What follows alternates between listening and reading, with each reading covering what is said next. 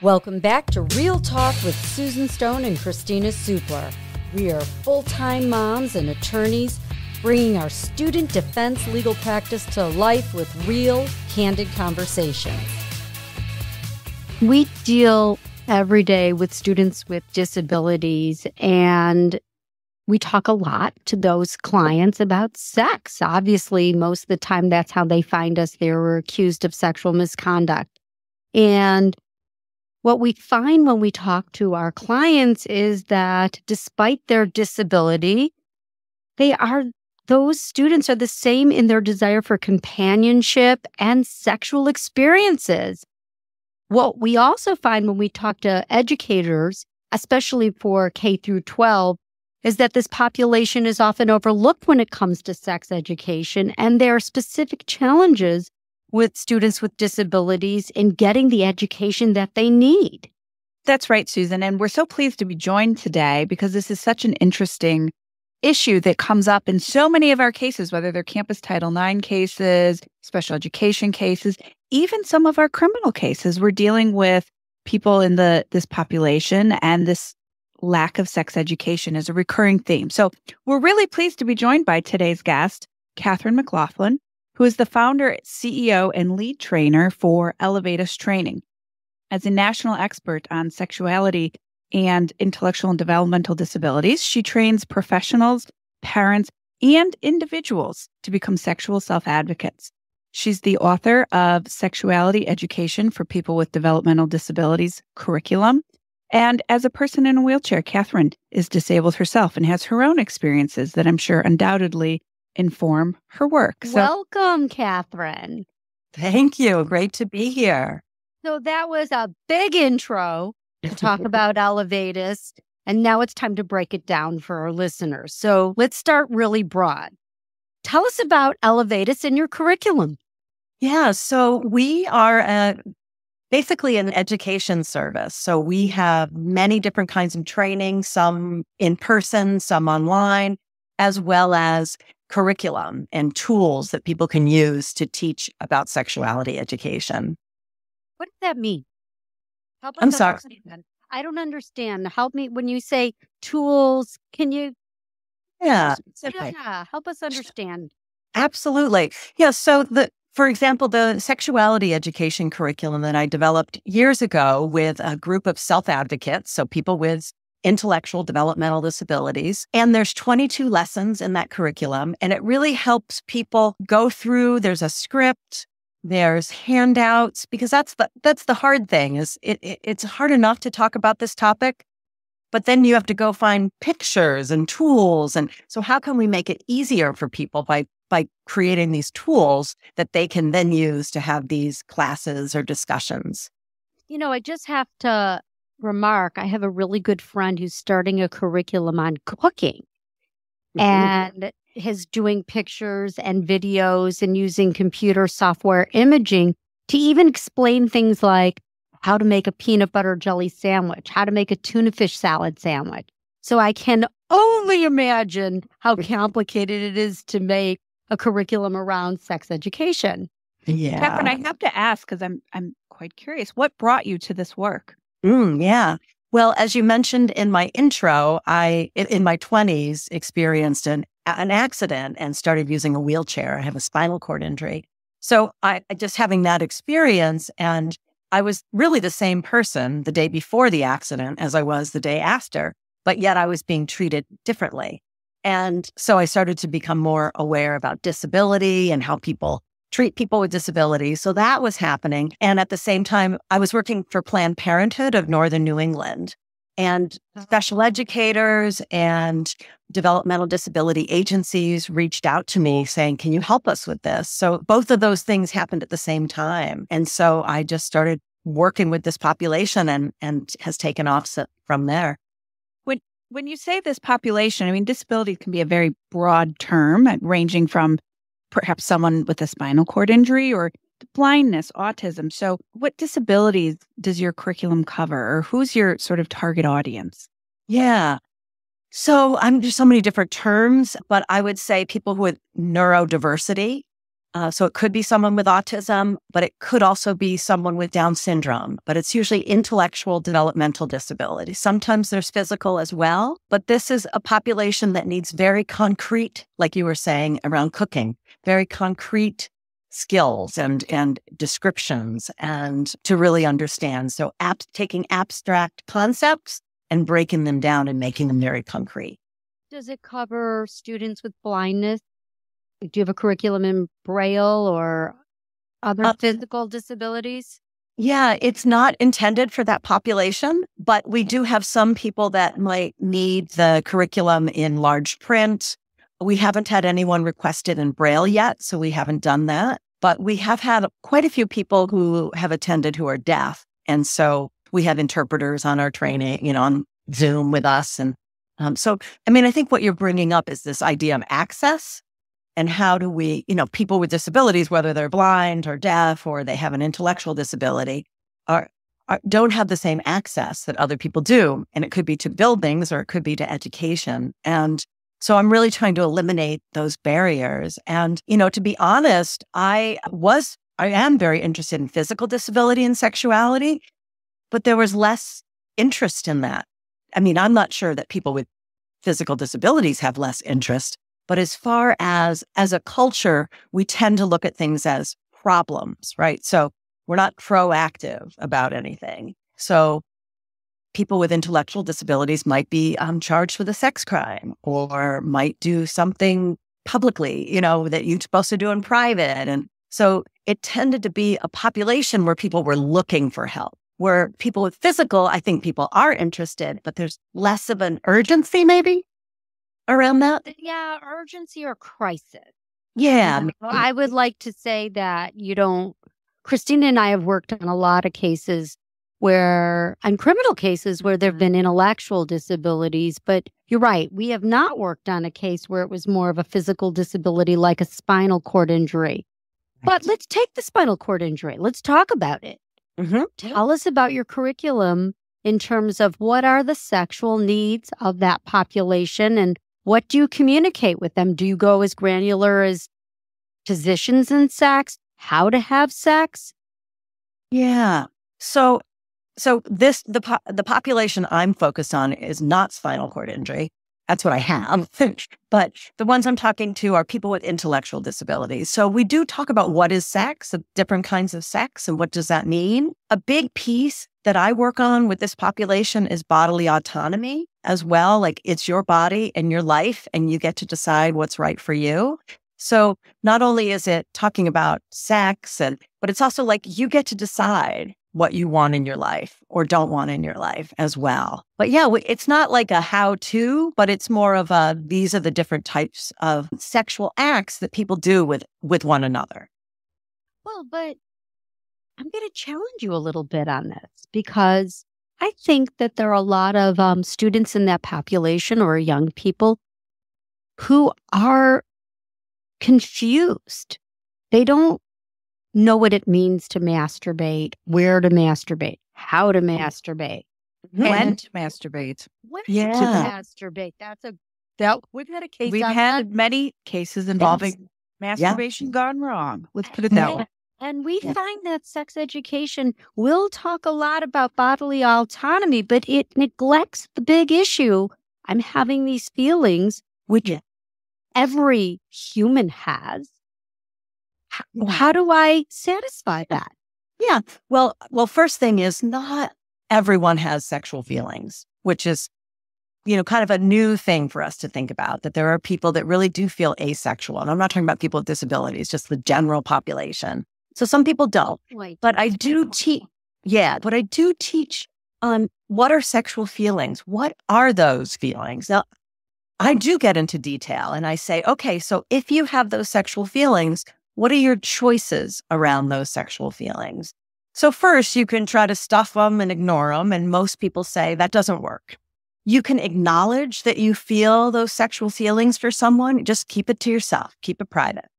Or you can masturbate, which is touching your sexual parts, but you have to do it in a private place and really concrete about what private means. Or you could be sexual with another person. that also would have to be in private, and you'd have to get consent from the other person. Am I talking specifically how you touch this or that? Not necessarily, but we have lots of resources too that people can learn more about, like, for example, masturbation.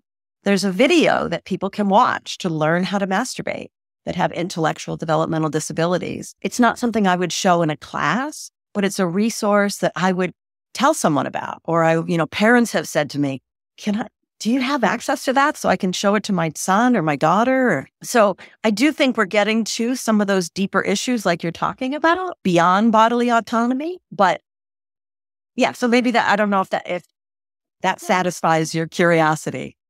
Well, this is real talk, so we got to get real with each other. Keep it real. Keep it real. Is there a minimum IQ you need to have to access your curriculum? Yeah, so I don't really base it on IQ as much as maybe certain skills, or if somebody were there to assist the person, prompt them, guide them, as a support for learning, then that's the group. But that we also took the curriculum, the 22 lessons, and we created communication boards and cards so that people who are non-speaking are also able to participate in the class. I find that people who are non-speaking can do thumbs up and thumbs down, but they're not engaged in the same kind of way. So we worked with a special educator, and she created these tools. Now we're taking all the lessons and we're making them for people who might have more significant disabilities and adapting them for that population as well. So I think in the beginning, I was starting out, no one with a disability or an intellectual disability was receiving sexuality education. So here we go. Let's start with a group that can have discussions and, learn at a certain way. Now we're going to add these communication boards and cards, and now we're going to learn for people that might not be able to grasp some of those concepts so that everyone has access, because people with more profound disabilities are at much higher risk of being taken advantage of as well, because they're dependent on people for care. That's so interesting.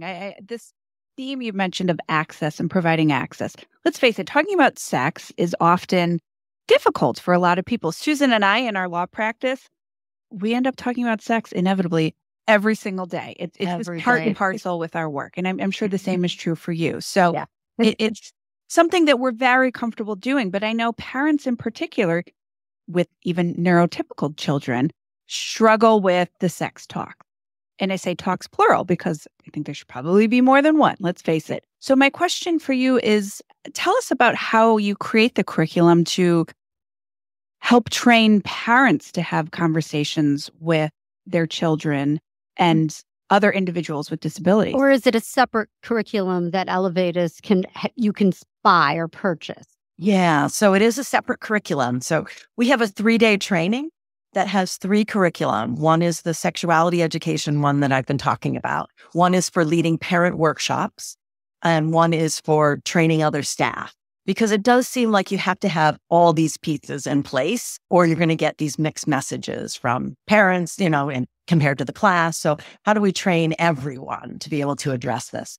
And in the parent training, it's a lot around, just what's typical human sexual development. How do you answer questions that your child might have? How do you bring up the conversation? How do you address sexual behaviors as well, like some of the issues you're talking about, but from the parent perspective? So they're in a restaurant, they go to use the restroom, they come out and their child is masturbating in public, right? What do you do so that you're not shaming the child, but you also are teaching them about public and private at the same time?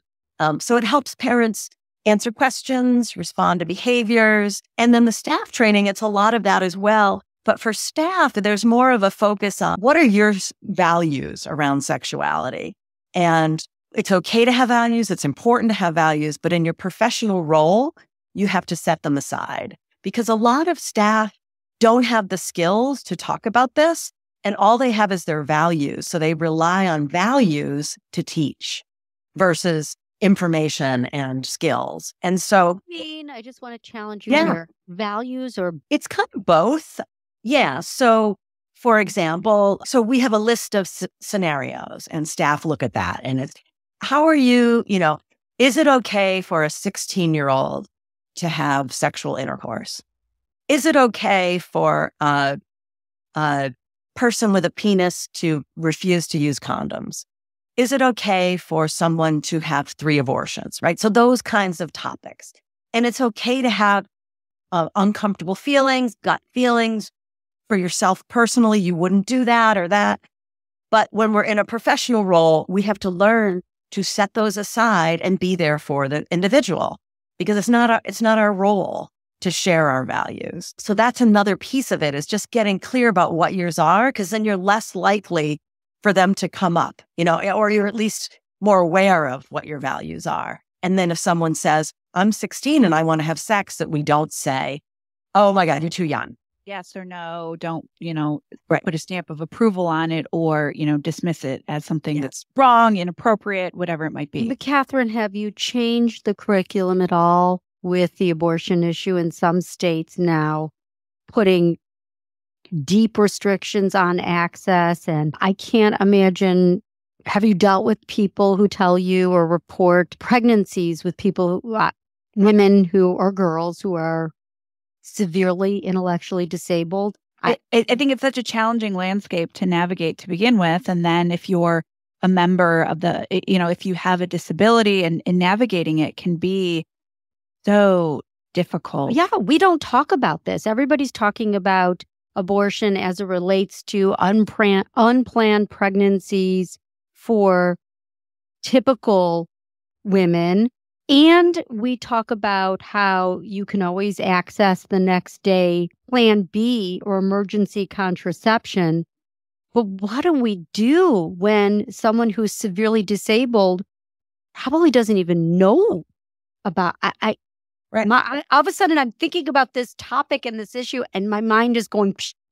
Yeah, absolutely. Because if you don't have sexuality education, you might have to rely on things like abortion if you're not ready to have a child, right? And so you can't even prevent it when you don't have the information. And then some of the laws are really connected to, is it okay for the life of the mother, or incest or rape? And if there's a higher rate of sexual abuse for this population, and they're not allowed to, in their state, access abortion, it's back to access.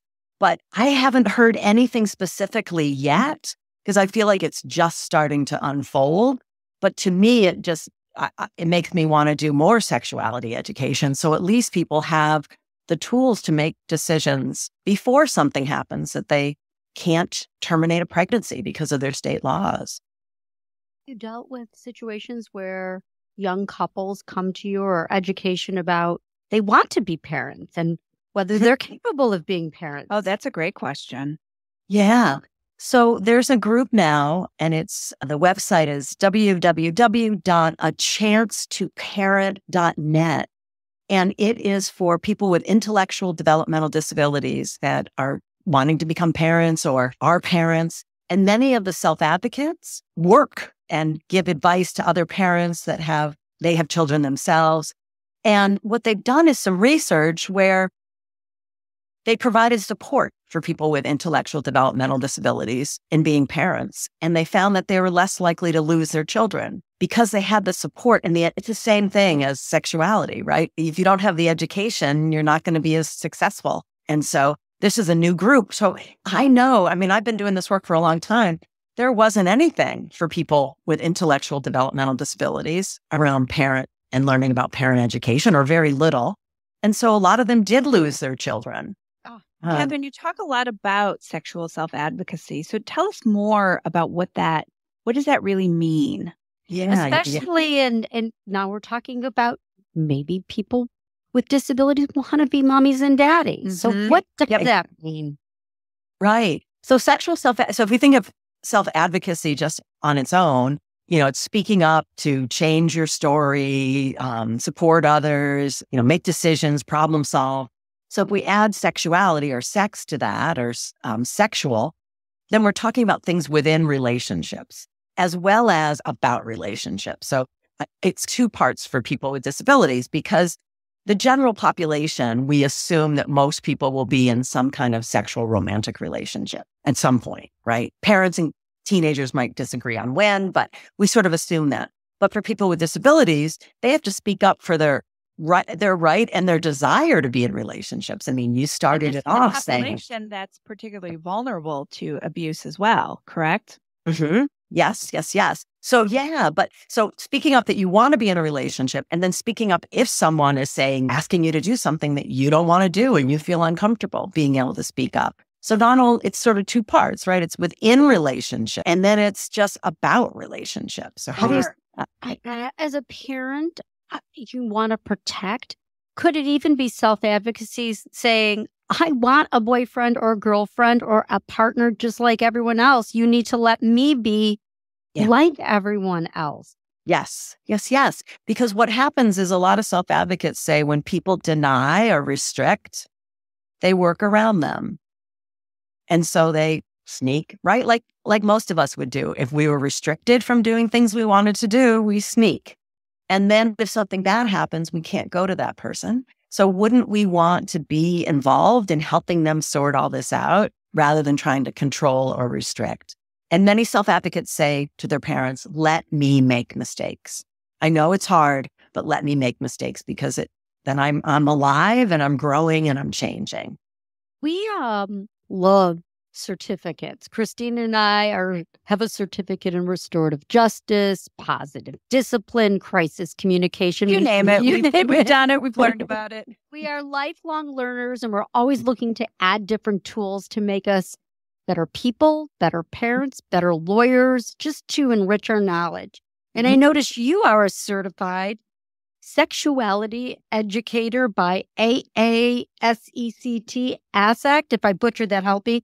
Tell us about the organization, what it stands for, and about your certification. Heck, maybe we need to do that too. There you go. I'm hearing next year's certificate. I can feel it. Yes. So AASECT is American Association for Sexuality Educators, Counselors, and Therapists. And in order to get certified by AASECT, you have to teach a certain number of hours for an educator or counsel a certain number of hours for a counselor or therapist. And you also have to learn some core knowledge as well. So it's both. So are we out? Kristina, what's that? Are we out? We can't do this. You'd have to teach a lot more, but I don't know. That's a really interesting question. Could you get certified by them? It takes teaching. I would say we're teaching on this cast. Well, and we're right. There you go. Working with clients in crisis every day with, very sexuality issues that are tied into legal issues. But at any rate, I digress. It's always about us. Right. No, but I think, so first you could come to the 3-day training. And what we have is we do an assessment at the end and people get a certificate of completion. So it's not being a certified because you haven't necessarily applied to AASECT yet.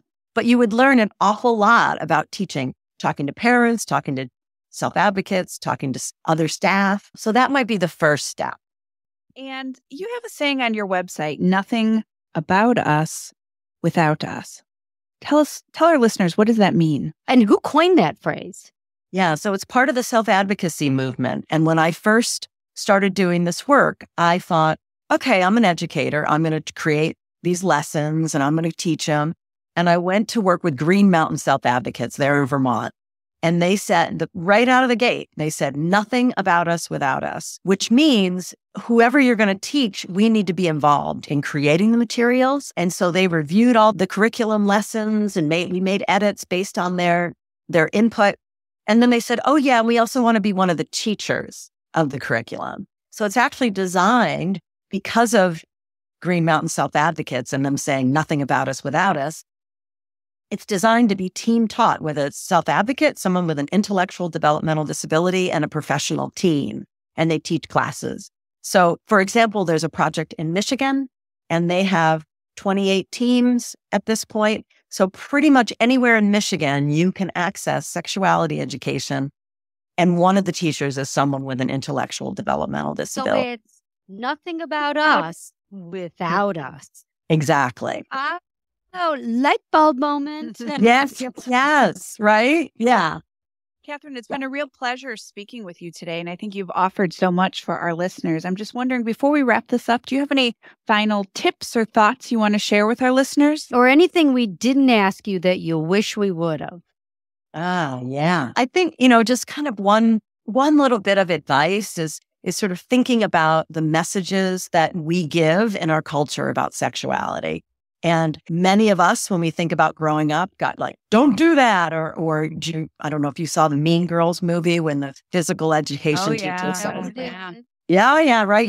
If you have sex, you'll get chlamydia and you'll die. Like these fear-based messages.